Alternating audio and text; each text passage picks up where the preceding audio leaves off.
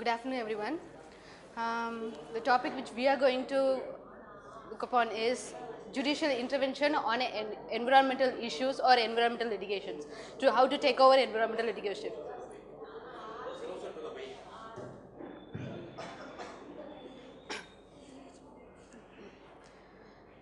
As we have from the morning session, as we have okay.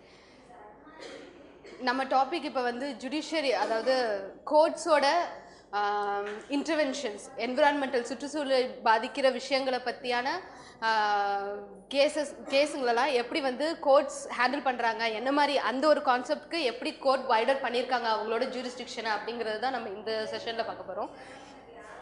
மார்னிங்லேருந்து நிறைய sessions ரொம்ப டீப்பாக போனதுனால இந்த செஷன் வந்து ரொம்ப லைட்டாகவே இருக்கும். But to என்லைட் in the creamy layers regarding the judiciary functions. First introduction nu paapom lighta. Namukku environmental issues illa pollution nu varumbodhu nama vandu அப்போ ஒரு காலத்தில் வந்து air pollution, noise pollution, water pollution அப்படின்னு சொல்லிட்டு ஒரு 2-3 பொல்யூஷனை we used to list out. But இப்போ அப்படி இருக்கா அப்படின்னு கேட்டால் இல்லை.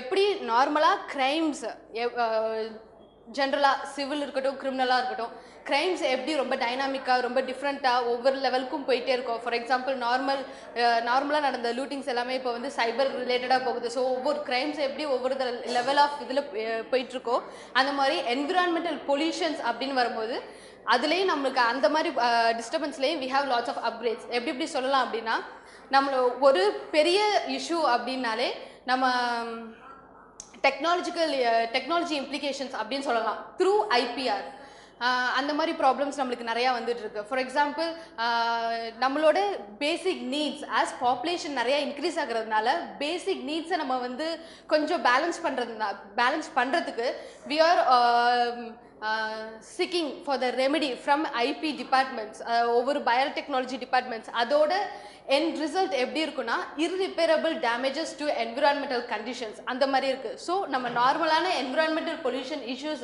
இப்போ ரொம்பவே டீப்பர் சென்ஸில் நம்மளால கிளாஸிஃபை பண்ண முடியுது. அதுவும் with irreparable and totally hazardous அவுட்புட்டாக நம்மளால டிஃப்ரென்ஷியேட் பண்ண முடியுது.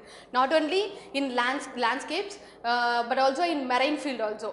நம்மளுக்கு டெவலப்மெண்ட்ஸ் சார் காலையில் ஒரு ஃபஸ்ட் செஷன் அப்போ சொல்லியிருந்தாங்க, நம்மளால் டெவலப் பண்ணாமல் இருக்க முடியாது.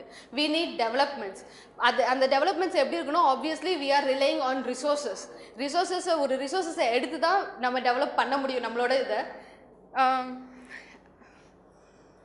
நம்மளோட டெவலப்மெண்ட்ஸ் வந்து ரிசோர்ஸஸ் பேஸ் பண்ணி தான் இருக்கும். அட் த சேம் டைம் நம்மளோட அவுட்புட் எப்படி அந்த டெவலப்மெண்ட்டை அந்த ரிசோர்ஸஸ்லேருந்து யூஸ் பண்ணுறோமோ, அந்த அவுட்புட் வந்து மறுபடியும் அந்த ரிசோர்ஸஸ் இன்டேக் பண்ணுற அளவுக்குரிய அந்த லெவலில் இருக்கணும். அப்போ தான் நம்மளுக்கு என்விரான்மெண்டலில் கொஞ்சம் சஸ்டைனபிள் டெவலப்மெண்ட்டுங்கிற கான்செப்ட்குள்ளார நம்மளால் கொண்டு வர முடியும்.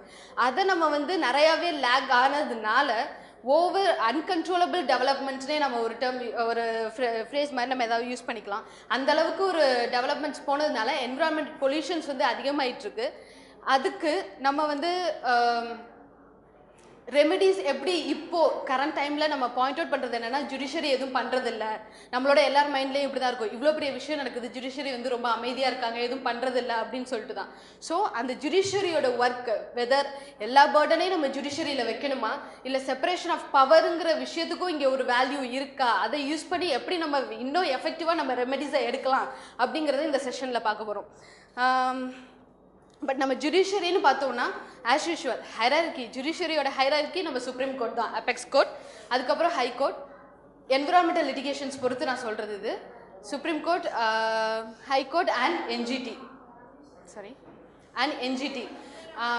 என்ஜிடி என்னவோ நம்மளுக்கு இன் எக்ஸிக்யூஷன் ஆர் இம்ப்ளிகேஷனில் வந்தது 2010 த்ரூ NGT ஆக்ட் 2010 மூலமாக தான் வந்தாங்க. பட் பிஃபோர் தட் நம்மளுக்கு அப்பையிலேருந்தே இருந்தது வந்து supreme court and high courts தான் ஃபார் ஆல் த லிட்டிகேஷன்ஸ்.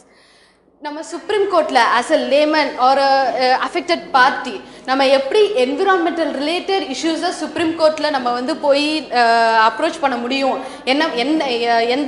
எந்த ஒரு ஸ்பேஸ் வந்து சுப்ரீம் கோர்ட்டுக்கு அப்படி ஒரு வைடர் ஜூரிஸ்டிக்ஷன் கொடுக்குது என்விரான்மெண்டல் லிட்டிகேஷன்ஸை எடுத்துக்கிறதுக்கு அப்படின்னு பார்த்தோம் அப்படின்னா, நம்மளுக்கு வந்து பேசிக் நம்ம எப்போதும் யூஸ் பண்ணுற ஆர்டிகல் 32 and 226. 32 மூலமாக நம்மளோட ரைட்ஸை நம்ம வந்து சேஃப்கார்ட் பண்ணிக்க we can approach Supreme Court and 226 மூலமாக நம்ம ஹை கோர்ட்டை அப்ரோச் பண்ணலாம்.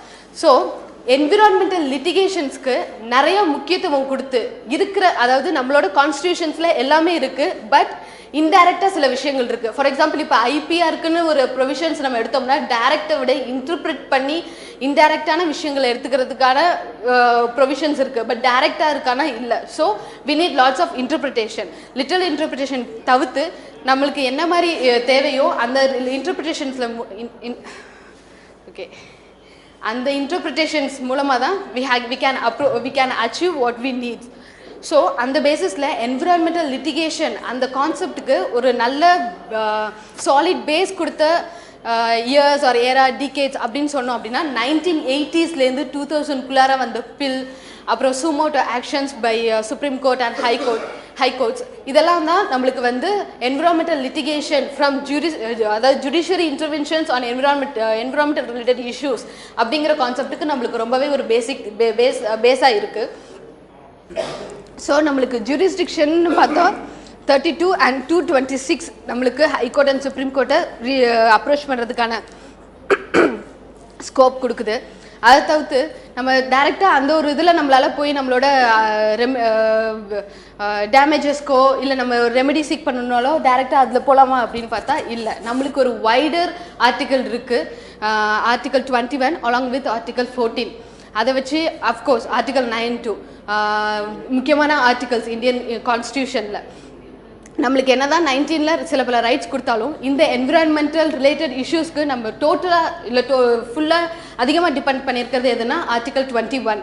எப்படின்னா அதோட வைடர் ஸ்கோப் தான் இருக்குது, அதோட ஸ்கோப் ரொம்ப வைடர் சென்ஸில் இருக்குது. நிறைய கேஸ்லஸில் வந்து சுப்ரீம் கோர்ட் வந்து அதை நல்லாவே இன்டர்பிரட் பண்ணியிருக்காங்க. அதாவது அந்த ஆர்டிகல் 21 என்ன சொல்லுதுன்னா, நம்மளோட எந்த ஒரு மனுஷனோட அடிப்படை இதுவுமே டிப்ரைவ் ஆகக்கூடாது பை ப்ரொசீஜர் ஆஃப் லா தவிர்த்து வேறு எந்த விதத்துலையும் நம்மளோட ரைட்ஸ், ஒரு சிட்டிசனோட ஒரு சராசரி மனுஷனோட ரைட்ஸ் வந்து கர்டைல் ஆகக்கூடாது, ரெஸ்ட்ரிக்ட் பண்ண முடியாது யாராலையும். ஸோ அதை தான் வந்து 21 சொல்லுது. ஸோ அந்த சென்ஸில் தான் நம்ம வந்து என்விரான்மெண்டல் ரைட்ஸை fundamental rights and also it's part of 21ங்கிற கான்செப்டில் நிறையா இன்டர்பிரட் பண்ணியிருக்காங்க. எப்படி எந்த இதில் இன்டர்பிரட் பண்ணியிருக்காங்க அப்படின்னா ஃபண்டமெண்டல், அதாவது ஆர்டிகல் 21ல் எப்படி நம்ம வந்து டிக்னிஃபைட் லைஃப் அதெல்லாம் சொல்கிறோமோ அந்த டேர்மை வந்து ஃபண்டமெண்டல் ரைட்ஸ்ன்னு நம்ம சொல்கிறோம். டீசெண்டாக வாழ்கிறதுக்கான விஷயங்கள் எல்லாமே நம்மளோட ரைட்ஸ், ஒரு இண்டிவிஜுவலோட ரைட்ஸ். ஸோ அந்த பேசிஸில் என்விரான்மெண்டல் ரைட்ஸையும் fundamental rights, it's a part of fundamental ரைட்ஸ்ன்னு சொல்லிட்டு இன்டர்பிரட் பண்ணியிருக்காங்க த்ரூ லாட்ஸ் ஆஃப் கேசஸ். ரொம்ப பேசிக்கான கேசஸ்ன்னு பார்த்தோம்னா Ratlam municipality versus municipality cases. அந்த கேசஸில் எப்படின்னா ஒரு சின்ன விஷயம் தான், முனிசிபாலிட்டிஸ் வந்து அவங்களோட பேசிக் டியூட்டிஸ் பண்ணலை, லைக் மஸ்கிட்டோ தொல்லை இருந்தது அந்த ஏரியாவில். பட் அது சுப்ரீம் கோர்ட் அதை எப்படி இன்டர்பிரட் பண்ணாங்கன்னா, ஒரு டீசன்ட் லைஃப் வாழ்கிறதுக்கு வந்து ஒவ்வொரு மனுஷனுக்கும் உரிமை இருக்குது.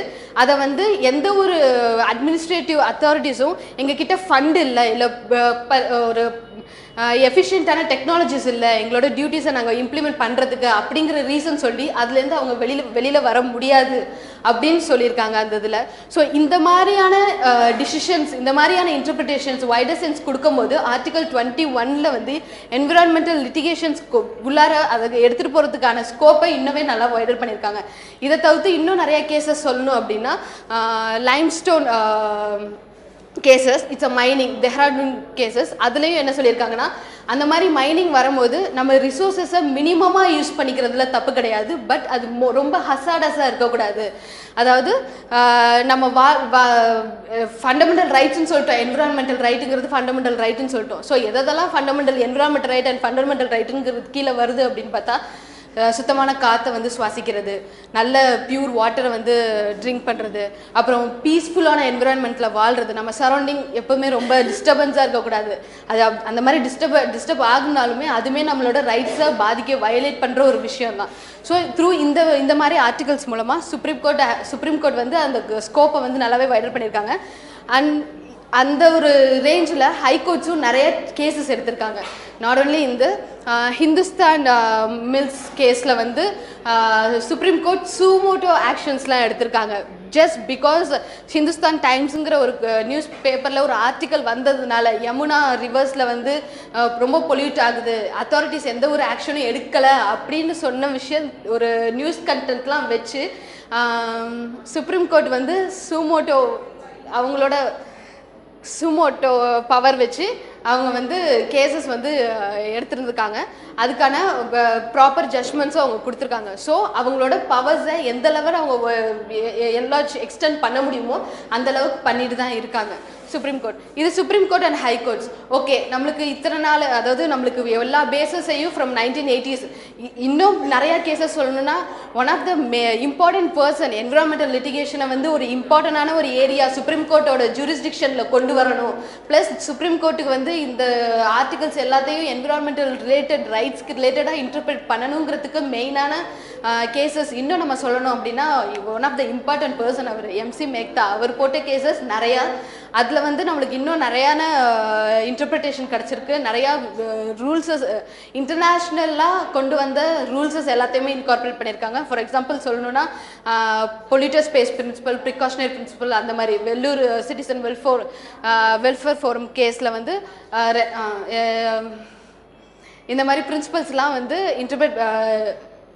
எடுத்துருந்துருக்காங்க, ஐடென்டிஃபை பண்ணியிருக்காங்க. இந்த மாதிரி பிரின்சிபல்ஸ்லாம் எங்கேருந்து வருதுன்னா இன்டர்நேஷ்னல் இன்ஸ்ட்ருமெண்ட்ஸ்லேருந்து, லைக் ஸ்டாக்ஹோம் ரியோவில் சஜஸ்ட் பண்ண சில principles. Polluter pays principle, precautionary principle அப்படின்னா என்னென்னா ஒரு பர்சன் வந்து ஒரு ரிசோர்ஸஸ், நேச்சுரல் ரிசோர்ஸஸ், அது எல்லாராலையும் யூஸ் பண்ணக்கூடிய ஒரு ரிசோர்ஸ், அதை வந்து பொல்யூட் பண்ணுறாங்க அப்படிங்கிற பொழுது அந்த பர்சன் யார் பொல்யூட் பண்ணுறாங்களோ they have to give some compensation for the restoration. அந்த மாதிரி அந்த ஒரு பர்டிகுலர் நேச்சுரல் ரிசோர்ஸஸை ரெஸ்டோர் பண்ணுறதுக்கான விஷயங்கள் பண்ணணும். அதான் பொல்யூட்டர் ஸ்பேஸ். பட் ஒரு காலகட்டத்துக்கு அப்புறம் வெறும் பொல்யூட்டர் ஸ்பேயாகவே இருக்கக்கூடாது. பிகாஸ் நிறையா கேசஸில் நம்ம நெக்ஸ்ட் கடைசியான ஸ்லைட்ஸில் சொல்லுவாங்க, நிறைய கேசஸில் வந்து அந்த டேமேஜ் வந்து இர்ரிப்பேரபிளாக இருக்கும், ரொம்ப ஹசார்டஸாக இருக்கும்.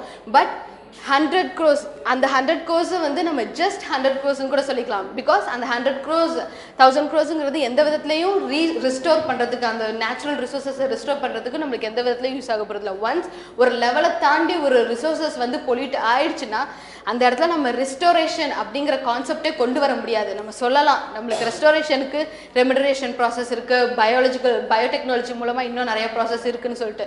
பட் ரெஸ்டோரேஷன் 100% நடக்குமா, இல்லை பழையபடி போகுமா அப்படின்னா இல்லை, கிடையாது. ரெஸ்டோரேஷன் பண்ண முடியாது. வேணும்னா அந்த பாடிஸை ரிசோர்ஸஸ், நேச்சுரல் ரிசோர்ஸஸை நம்ம ரீஹாபிலிட்டேஷனுக்கு யூஸ் பண்ணிக்கலாம். அந்த மாதிரி தான். ஸோ இந்த கான்செப்ட் இப்படியே போயிட்டு இருக்கும்போது அவங்க இன்னொன்று மெயினாக இன்டர்நேஷ்னல் இன்ஸ்ட்ருமெண்ட்லேருந்து இல்லை இந்த விஷயம் வந்து ரொம்ப ஸ்ட்ராங்காக பொல்யூட்டர் ஸ்பேங்கிறது ஒரு எக்ஸ்கியூஸ் மாதிரி ஆகிடுது, அவங்க லெவல் ஆஃப் பொல்யூட்டிங் அந்த இதுக்கு ஏற்ற மாதிரி அவங்க வந்து காம்பன்சேட் பண்ணிக்கிறாங்க அப்படிங்கிற கான்செப்ட் போகும்போது நெக்ஸ்ட் கான்செப்டை கொண்டு வராங்க. நம்ம Palar case, Vellore citizen welfare forum case, அந்த இதில் எப்படி கொண்டு வராங்க அப்படின்னா ப்ரிகாஷனரி பிரின்சிபல் எடுத்துகிட்டு வராங்க. இந்த ப்ரிகாஷனரி பிரின்சிபல் கீழே என்ன மாதிரி 3 விஷயங்களை மெயினாக எடுத்துகிட்டு வராங்க அப்படின்னா, அஃப்கோர்ஸ் இஏஏ ஒரு விஷயம் வரும்போது அதோட இம்பேக்ட் எப்படி இருக்கும், அது வந்துச்சுன்னா அதை எப்படி டேக்கிள் பண்ணலாம், அந்தந்த விஷயங்கள். அதை தவிர்த்து இன்னும் 2 விஷயங்கள் என்ன அப்படின்னா இண்டிவிஜுவல்ஸ் கான்ட்ரிபியூஷன் ப்ளஸ் அந்த ஒரு பர்டிகுலர், அதாவது இப்போ ஃபார் எக்ஸாம்பிள் ஒரு இண்டஸ்ட்ரீஸ் இருக்குது, அது ஹசார்டஸ் இண்டஸ்ட்ரீஸ்னே வச்சுப்போம், அதுக்கான extra plans, additional plans, effluent plans எல்லாமே வச்சு ஒரு இந்த இண்டஸ்ட்ரீஸ் வருதுனாலுமே அந்த இண்டஸ்ட்ரீஸில் வேலை பார்க்குறவங்க, அதை சுற்றி இருக்கிறவங்க எல்லாருக்கும் ஒரு விதமான செக்யூரிட்டி இருக்கணும். அவங்களுக்கு ஏதாவது ஒரு டேமேஜ் ஆகிடுச்சுன்னா காம்பன்சேஷன் கிடைக்கணும், ஒரு செக்யூரிட்டி இருக்கணும். ஸோ அந்த விஷயங்கள் எல்லாத்தையுமே அந்த இண்டஸ்ட்ரியஸ் பர்சன் வந்து கான்சென்ட்ரேட் பண்ணணும். ஸோ இந்த பேசிஸில் தான் ப்ரிகாஷனரி பிரின்சிபல்ங்கிற கான்செப்ட் எடுத்துகிட்டு வந்தாங்க. ஸோ இதெல்லாம் ஒரு பக்கம் இருந்துட்டு இருக்கிற நேரத்தில் நம்மளுக்கு ஆஃப்டர் போபால் கேஸ் ட்ராஜடி, நம்மளுக்கு அந்த கேஸ் ட்ராஜடி பற்றி ரொம்பவே நல்லா தெரியும். ரீசெண்டாக தான் அதுக்கான காம்பன்சேஷன் வந்துச்சு அப்படின்னு சொல்கிறோம். பட் வந்து அதை ஈடுகட்டுற அளவுக்கு, அந்த டேமேஜை ஈடுகட்டுற அளவுக்கு வந்துச்சான்னு கேட்டால் இல்லை, அந்த மாதிரி இல்லை. ரொம்ப நாள் ஃபைட் பண்ணி இப்போ வந்தது தான். அதுவுமே அது ஒரு 50% ஆஃப் காம்பன்சேஷன் அமௌண்ட் அப்படின்னு கூட நம்மளால சொல்லிக்க முடியாது, அந்த லெவலில் தான் அது இருந்தது.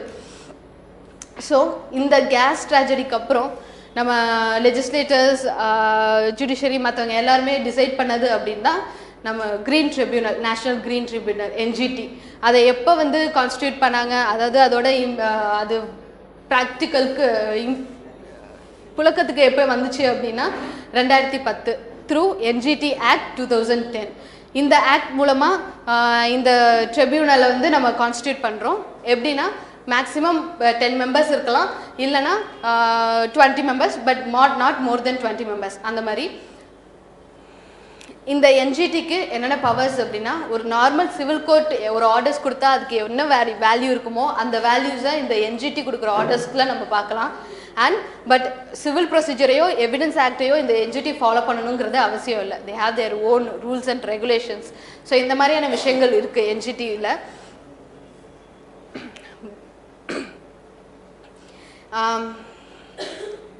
லிமிட்டேஷன்ஸ் ஒவ்வொரு இதுலேயும் நம்ம ஜூரிஸ்டிக்ஷன் பார்ப்போம், லிமிட்டேஷன் பார்ப்போம். வெதர் இட்ஸ் அட்மினிஸ்ட்ரேட்டிவ் அத்தாரிட்டி இல்லை ஜுடிஷியரி ஃபீல்டு எங்கே இருந்தாலும் ஒரு விஷயத்தை நம்ம போய் ஒரு இஷ்யூவை வந்து நம்ம அப்ரோச் பண்ணுறோம், ஒரு இஷ்யூக்காக ஒரு பர்சனை அப்ரோச் பண்ணுறோன்னா லிமிட்டேஷன் பீரியடுங்கிறத கேட்பாங்க டக்குன்னு. ஈவன் ஒரு ப்ராப்பர்ட்டி விஷயமா இருக்கட்டும், எதாக இருக்கட்டும் அந்த இதில். ஸோ அந்த பேசிஸில் ஃபுல் அண்ட் ஃபுல் என்விரான்மெண்டல் ரிலேட்டடான இஷ்யூஸை NGT பார்க்கலாம் அப்படிங்கிற ஒரு ஹை பவர், ஒரு ஃபுல் பவர் கொடுத்து ஒரு ட்ரிபியூனல் வரும்போது அதுக்கான அதோட பர்டனையும் குறைக்கணும், ப்ளஸ் சுப்ரீம் கோர்ட் ஹைகோர்ட்டுக்கு போகிற பர்டனையும் குறைக்கணுங்கிறதுக்காக லிமிட்டேஷன்ஸ் பீரியட் வச்சுருக்காங்க. லிமிட்டேஷன்ஸ் எப்படி அப்படின்னா, நம்ம காம்பன்சேஷன் கிடைக்கணும், இதுதான் இது டேமேஜ் பண்ணிடுச்சு, ஒரு பர்டிகுலர் விஷயம் வந்து இந்த லொக்காலிட்டியில் உள்ள ரிசோர்ஸஸையும் சரி பீப்புள்ஸ்க்கும் சரி ஒரு டேமேஜ் கொடுத்துருச்சு அப்படின்னா அது வந்து காம்பன்சேட் கிடைக்கிற நேரம் இதுதான், இந்த நேரத்தில் தான் வாங்க முடியுங்கிற அவேர்னஸ் நாலேஜ் எப்போ வருதோ அந்த டைமிங்லேருந்து 5 இயர்ஸ்க்குள்ளார நம்ம NGTயில் வந்து கேசஸ் ஃபைல் பண்ணிடணும். அதுக்கப்புறம் ஸ்பீடி என்விரான்மெண்டல் ஜஸ்டிஸ் சொல்கிறது ஏன் அப்படின்னா 6 மந்த்ஸ்க்குள்ளார அவங்க வந்து அவங்களோட ஜட்ஜ்மெண்ட் கொடுத்துடணும். Maximum due to some expert delay இல்லை வேறு ஏதாவது ஒரு தாமதம் அப்படின்னா they can extend little more, அவ்வளோதான். மற்றபடி பக்காவாக 6 மந்த்ஸ்க்குள்ளார கொடுத்துடணும். அதை தவிர்த்து இப்போது NGT கொடுக்குற ஜட்ஜ்மெண்ட்டை இப்போ எந்த கோர்ட்டில் கொடுக்குற ஜட்ஜ்மெண்ட்டும் சரி, எந்த ஒரு ட்ரிபியூனல் அப்பலேட் பாடி யார் கொடுக்குற ஜட்ஜ்மெண்ட்டையும் நம்ம அப்படியே எடுத்துக்க போகிறதில்ல. அதில் ஏதாவது ஒரு நம்மளுக்கு முரண்படாத விஷயங்கள் இருந்தது அப்படின்னா அதை வந்து ரெவ்யூ ஈவன் NGT மூலமாக கூட நம்ம ரெவ்யூ போகலாம். ரெவ்யூ வந்து மறுபடியும் NGT கிட்டே போகலாம். அந்த கேசஸை ஹேண்டில் பண்ண எக்ஸ்ட்ராவாக அவங்க 6 மந்த்ஸ் எடுத்துக்கலாம், அவ்வளோதான். இல்லை மறுபடியும் அந்த இதில் ஏதாவது ப்ராப்ளம் அப்படின்னா ஆப்வியஸாக சுப்ரீம் கோர்ட்டுக்கு போகலாம் அந்த கேசஸை, அதுதான் NGT. ஸோ NGTக்கு வந்து ஒரு பவர்ஃபுல் ரோல் இருக்குது என்விரான்மெண்டல் லிட்டிகேஷன்ஸை அவங்க வந்து ஹேண்டில் பண்ணுறதுக்கு.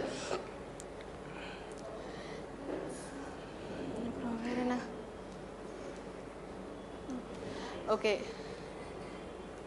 ஸோஃபார் நம்ம வந்து சுப்ரீம் கோர்ட் எவ்வளோ வைடர் பண்ணியிருக்காங்க அவங்களோட இது எல்லாத்தையுமே ஒரு பேசிக் ஒரு விஷயங்கள் எலமெண்ட்ஸ் எல்லாத்தையும் பார்த்தோம். இதுக்கப்புறம் நம்ம என்னென்ன கேசஸ் மெயின் கேசஸ், அதாவது நிறைய கேசஸ் வந்து இன்வால்வ் ஆகிருக்கு என்விரான்மெண்டல் ரிலேட்டட். இப்போ கூட சுப்ரீம் கோர்ட்ஸ் வந்து ரீசெண்டாக உள்ள கேசஸ் அப்படின்னு பார்த்தோம்னா நம்ம ஆல்ரெடி சொன்ன மாதிரி என்விரான்மெண்டல் பொல்யூஷனுங்கிறது என்விரான்மெண்டல் இஷ்யூஸுங்கிறது ரொம்ப வைடராகிட்டே இருக்குது. ஃபார் எக்ஸாம்பிள் GM கிராப்ஸ்லேருந்து அந்த மாதிரி பயோமெடிக்கல் IPR ரிலேட்டட் இஷ்யூஸ் ரொம்பவே நிறைய வந்துட்டுருக்கு. அதுக்கெல்லாம் ரீசெண்டாக சுப்ரீம் கோர்ட் அவங்களோட directions on expert appraisal committee EACன்னு சொல்லுவோம், அந்த மாதிரி கமிட்டிஸ் எல்லாமே வச்சு எல்லா ஒரு ஒர்க்ஸும் போயிட்டுருக்கு. ஸோ நிறைய கேசஸ் இருந்தாலும் சில லேண்ட்மார்க் கேசஸ், அந்த கேசஸை நம்ம பார்க்க வேண்டிய முக்கியத்துவங்கள் இருக்குது. ஏன்னா இதை வச்சு தான் நம்மளுக்கு இத்தனை நாளாக ஜுடிஷியரி வந்து ஒரு ஃபார்ம் பண்ணி கொடுத்துருக்காங்க, ஒரு பேஸ் வச்சுருக்காங்க. இதுக்கு மேலே அதில் என்னென்ன சேஞ்சஸ் நம்ம பார்க்கணும். ஏன்னா நம்மளோட என்விரான்மெண்டல் பொல்யூஷன் அந்த ஒரு விஷயம் அதிகமாகிட்டு இருக்கிறதுனால இதுக்கு மேலே எப்படி அதை வந்து நம்ம ஹேண்டில் பண்ணணும் அப்படிங்கிற சென்ஸில் சில கேசஸோட இம்பார்ட்டண்டான ஏரியாஸ் பார்த்துட்டு அதுக்கப்புறம் அதில் உள்ள டைனாமிக் சேஞ்சஸ் என்னென்ன நம்மளுக்கு வேணும் அப்படிங்கிறத நெக்ஸ்ட் ப்ரெசென்டர் கண்ட்ரிபியூட் பண்ணியிருப்பாங்க. தேங்க்யூ. Hello all. இப்போது இவ்வளோ நேரம் வந்து நிறையா சொல்லிட்டாங்க, நான் அதனால் ஜென்ரலாக பேசுகிறேன். எல்லாருக்கும் தெரிய வேண்டிய விஷயம் என்னென்னா, ஒரு நம்மளுக்கு முன்னாடியே வந்து என்விரான்மெண்ட் வந்துட்டு இவ்வளோ பொல்யூஷன் ஆகுது. இதுக்கு வந்து எல்லாருக்குமே வந்து அந்த கோபம் இருக்கும், எல்லாருக்குமே அது என்ன பண்ணுறதுன்னு தெரியாது. ஆக்சுவலி ஓரளவுக்கு அவேர்னஸ் இருந்தால் கூட எங்கே அப்ரோச் பண்ணுறது, அப்படிங்கிற ஐடியா வந்து யாருக்குமே இருக்கிறது இல்லை. நீங்கள் ஃபஸ்ட்டு வந்து என்ன ஒரு பொல்யூஷன் நடந்தாலும் நீங்கள் ஃபஸ்ட்டு வந்து தமிழ்நாடு பொல்யூஷன் கண்ட்ரோல் போர்டுன்னு வந்து ஒவ்வொரு ஜோனல்லையுமே இருக்கும். நீங்கள் அங்கே தான் அப்ரோச் பண்ணணும். ஒவ்வொரு டிஸ்ட்ரிக்ஸ்லேயும் இருக்குது பொல்யூஷன் கண்ட்ரோல் போர்டுன்னு ஒன்று இருக்குது. அதுக்கு ஹெட்டு வந்து தமிழ்நாடு பொல்யூஷன் கண்ட்ரோல் போர்டுன்னு இருக்குது. நீங்கள் அங்கே அப்ரோச் பண்ணும்போது நீங்கள் அவங்கக்கிட்ட கேட்கலாம், இந்த மாதிரியெல்லாம் ரூல்ஸ் இருக்குது, வெல் யூ நோ இந்த மாதிரி ரூல்ஸ் இருக்குது, நீங்கள் ஏன் அதை ஃபாலோ பண்ணல, இந்த மாதிரி வந்து இண்டஸ்ட்ரீஸ் வந்து அஃபெக்ட் ஆகுது, சர்டைன் எஃப்ளூயன்ஸ் இது பண்ணுறதுனால வெளியில் வர்றதுனால எல்லாம் வாட் டு சே அஃபெக்ட் ஆகுதுன்னு தெரிஞ்சும் நீங்கள் வந்து எப்படி கேட்குறதுன்னு தெரியாது. மோஸ்ட் ஆஃப் தேம் நீங்கள் போய் கம்ப்ளைண்ட் பண்ணி நீங்கள் எழுதி கொடுத்தானா கூட தே won't ரிப்ளை அட் ஆல். நீங்கள் அப்போ என்ன பண்ணலான்னா, நீங்கள் you can file an RTI along with the help of any advocate or anything. You can file an RTI towards that department against நீங்கள் RTI ஃபைல் பண்ணலாம். on behalf of that report RTIயில் வந்து எப்படியும் ஒரு 1 monthக்குள்ளே உங்களுக்கு ரிப்போர்ட் அதுக்கு வந்து அவங்க reply பண்ணிடுவாங்க கவர்மெண்ட் அஃபீஷியல்ஸ். அந்த ரிப்ளை வச்சு அதை வந்து ஒரு மெயின் இதாக வச்சு நீங்கள் வந்து கோர்ட்ஸ் வந்து போகலாம். நீங்கள் NGT ஆகட்டும் இல்லை ரிட் பில் நீங்கள் எது வேணாலும் ஃபைல் பண்ணலாம். அது ஒரு மெயின் கோர்ஸாக வந்து நீங்கள் வச்சுக்கலாம். ஓகேவா? அது அவங்க சொல்ல வந்தாங்க, அவங்க சொல்லலை.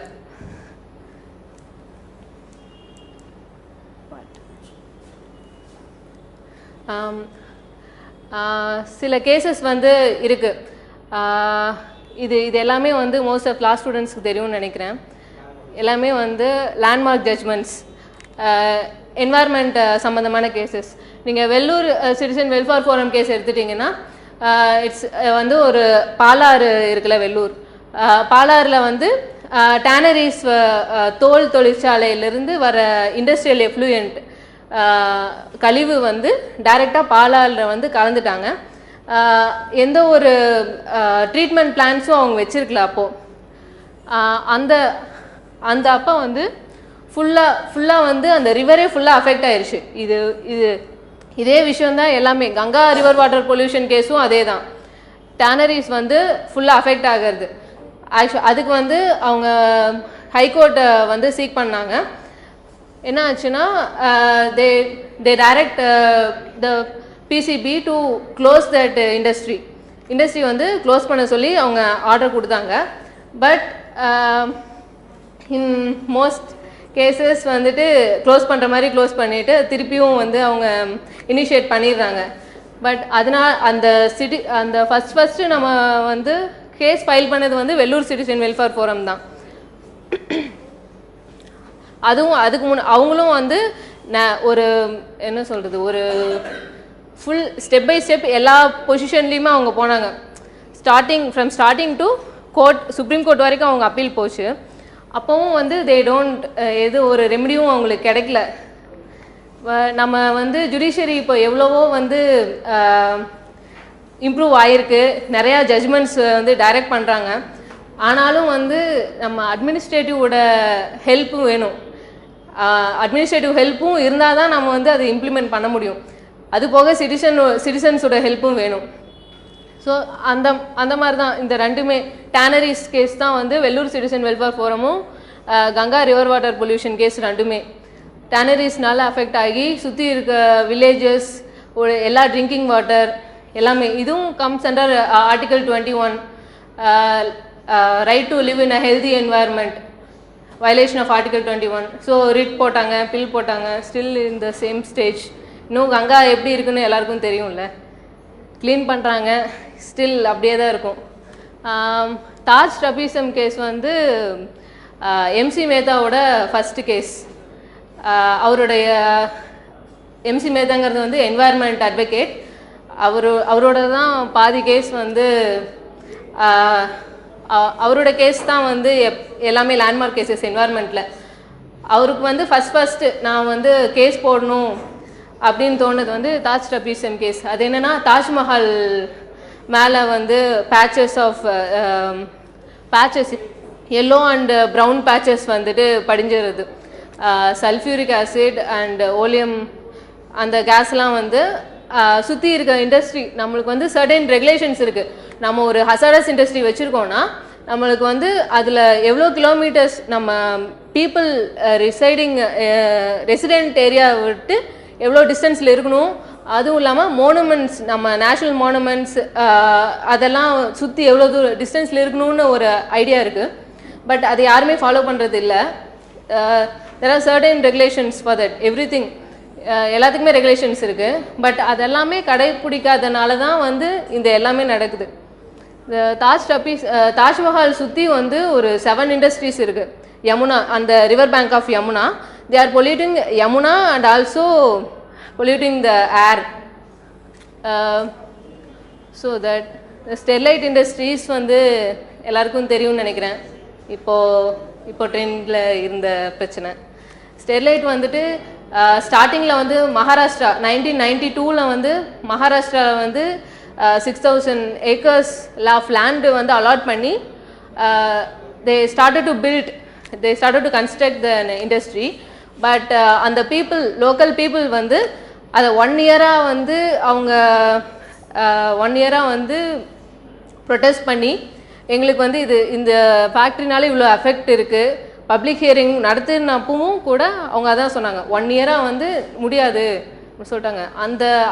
ஆனால் அங்கிருந்த கலெக்டர்ஸ் என்ன பண்ணாங்கன்னா, இன்னும் ரெசிடென்ட்ஸுக்கெல்லாம் வந்து அஃபெக்ட் ஆகுது அப்படின்னு சொல்லிட்டு அப்போவே வந்து கேன்சல் பண்ணிட்டாங்க. கன்ஸ்ட்ரக்ஷன் பண்ணிட்டு இருந்த பில்டிங்கை கேன்சல் பண்ணிட்டாங்க. நெக்ஸ்ட் இயர் 1994 அப்போவே வாலண்டியராக நம்ம தமிழ்நாட்டில் வந்து சப்மிட் பண்ணுறாங்க. பப்ளிக் ஹியரிங் எல்லாமே முடிஞ்சு we can initiate there அப்படின்னு சொல்லிட்டு ஒரு பார்ட் ஆஃப் லேண்ட் வந்து தராங்க. அந்த லேண்ட், அந்த சிஆர்எஸ் ஜோன் இப்போ முன்னாடி சொல்லியிருப்பாங்கன்னு நினைக்கிறேன். சி லெவல்லேருந்து 25 கிலோமீட்டர்ஸ் தள்ளி தான் வந்து எந்த ஒரு ஹசார்டஸ் இண்டஸ்ட்ரீஸும் வந்து எந்த ஒரு இண்டஸ்ட்ரியுமே வந்து இனிஷியேட் பண்ண முடியும். ஆனால் அவங்க வந்து லெஸ் தேன் 25 கிலோமீட்டர்ஸில் இண்டஸ்ட்ரி இனிஷியேட் பண்ணாங்க. அதுவும் EIA என்வாயர்மெண்ட் இம்பேக்ட் அசஸ்மெண்ட் வந்து அப்ரூவல் கொடுத்துட்டாங்க. அப்ரூவல் கொடுத்துட்டு அவங்களோட அப்ரூவல் வர்றதுக்கு முன்னாடியே வந்து என்வாயர்மெண்ட் கிளியரன்ஸ் கொடுத்தாச்சு. பொல்யூஷன் கண்ட்ரோல் போர்டு அப்போவே வித்தின் 1 மந்த்க்குள்ளே எல்லாமே முடிஞ்சிருது. ஆனால் நம்ம ஒரு கம்பெனி நம்ம ஸ்டார்ட் பண்ணோன்னா it takes more than 6 months to initiate. ஆனால் அப்படி ஒரு ஹசாரஸ் இண்டஸ்ட்ரியை வந்து அவங்க வந்து 94 வந்து இனிஷியேட் பண்ணிட்டாங்க. தே பில்ட் அப், தே எஸ்டாப்ளிஷ்ட் இண்டஸ்ட்ரி. அப்போவும் அங்கே இருக்க லோக்கல்ஸ்க்கெல்லாம் வந்து அஃபெக்ட் ஆகுதுன்னு சொல்லிட்டு அப்போவே கேஸ் போட்டிருந்தாங்க 2001. 2001, 2006, 2007 அப்படின்னு அந்த மாதிரி ஹைகோர்ட்டில் வந்து டைரக்ஷன் வருது to wind up the company. But they didn't wind up. அவங்க வந்து அப்பீல் போகிறாங்க சுப்ரீம் கோர்ட்டில். அப்போது அவங்க என்ன சொல்கிறாங்கன்னா, it's based on polluter pays principle, you can't wind up the company for this அப்படின்னு சொல்லிட்டு 100 crores மட்டும், வெறும் 100 crores, it's not even a matter for them. 100 crores fine கட்டிட்டு நீங்கள் ட்ரீட்மெண்ட் பிளான்ஸ் வந்து எனாக்ட் பண்ணுங்க அப்படின்னு சொன்னாங்க. அதுக்கப்புறமும் வந்து 2018 ஆகுது. இப்போவும் வந்து பீப்புள் வந்து வெளியில் வந்து போராடி தான் இருந்தாங்க. இந்த ப்ராப்ளம் இன்னும் நடந்துட்டு தான் இருக்குது. அந்த ப்ராப்ளம் ப்ரொடெஸ்ட் பண்ணியும் அது வந்து செகண்ட் யூனிட்டுக்காக ஈசி வாங்கிட்டாங்க. ப்ரொடெஸ்ட் பண்ணிகிட்டு இருக்கும்போது ஈசி வாங்கினாங்க அந்த டைம்லேயே. ஸோ நம்ம எவ்வளோ அவேர்டாக இருந்தாலும், நம்ம ஜுடிஷியல் எவ்வளோ ஸ்ட்ராங்காக இருந்தாலும், அட்மினிஸ்ட்ரேஷன் லேக் வந்து நம்மளுக்கு நிறையாவே இருக்குது. ஏன்னா எல்லாரும் ஒரு கலெக்டிவ் ரெஸ்பான்சிபிலிட்டி தான் நம்ம சொசைட்டிங்கும்போது நம்மளுக்கு அவேர்னஸ் இருக்குது. ஜுடிஷியரியும் அவேராக இருக்குன்னா அவங்க லெஜிஸ்லேட்டிவ் அட்மினிஸ்ட்ரேஷனும் வந்து நம்ம கூட ரெஸ்பான்சிபிலிட்டி எடுத்துக்கணும். But they R not even doing there jobs. அதுக்கு நம்ம எக்ஸ்ட்ரா சேஞ்சஸ் கொண்டு வரணுங்கிறது இல்லை. இதுக்கு மேலே இது மாற்றுங்க நம்ம சொல்ல வேண்டியதில்லை. அவங்களோட வேலையை அவங்க செஞ்சாவே போதும். அது யாரும் செய்கிறதில்லன்னு தான் தோணுது. நெக்ஸ்ட் வந்து நொய்யல் ரிவர் கேஸ். நொய்யல் வந்து எல்லா மாதிரி கூவம், நொய்யல், எல்லா ரிவருமே இப்போ தமிழ்நாட்டில் most of the river, Kaveri கூட அப்படி தான் ஓடிட்டுருக்கு. எல்லாமே வந்து ஒரே பிரச்சனை தான், டிஃப்ரெண்ட் டைப்ஸ் ஆஃப் கெமிக்கல்ஸ், ஒரே ப்ராப்ளம் ஒன்று தான். நொய்யலில் வந்து டையிங் இண்டஸ்ட்ரீஸ் 1990லேருந்து இந்த இஷ்யூ வந்து போயிட்டுருக்கு. Still it's going. Yes, I am a resident near Noyyal. So நான் எனக்கு முன்னாடி இந்த ஜென்ரேஷனில் இருந்தவங்க சொல்லும்போது நான் பார்த்துருக்கேன் நொய்யல் வந்து பார்ட்லி பொல்யூட்டடாக இருந்தப்போ நான் பார்த்துருக்கேன். இப்போ எந்த மாதிரி போகுதுங்கிறதும் நான் பார்க்குறேன். So we know stuff. இப்போ எனக்கு தெரிஞ்சும் நிறைய கேசஸ் இருக்குது. இப்போது என்ன சொல்கிறது, இப்போது வந்து இப்போ 8 வே லைன்லாம் இருக்குல்ல, இப்போ திருப்பூரில் தான் வந்து எக்ஸ்போர்ட்ஸ் வந்து அதிகம், இதனால தான் டெவலப்மெண்ட் ஆகுது, டாலர்ஸ் வந்து அதிகமாக வந்து எக்ஸ்போர்ட்ஸில் தான் வருது அப்படின்னு சொல்கிறாங்க. பட் நம்மளால் எவ்வளோ நாள் ஆனாலும் சாப்பாடு தானே சாப்பிட முடியும், நம்ம சாப்பாடு தானே சாப்பிட முடியும். நம்ம சம்பாரிச்சிட்டே போனால் மணியும் நம்மளால் சாப்பிட முடியாதுல்ல. நம்ம என்வாயர்மெண்ட் ப்ரொடெக்ஷனுக்கு நம்ம எல்லாருமே ஒரு இனிஷியேட்டிவ் எடுத்தால் மட்டும்தான் நம்ம அதுக்கு வந்து கரெக்டாக வந்து எல்லாமே கோப்பப் ஆகும்னு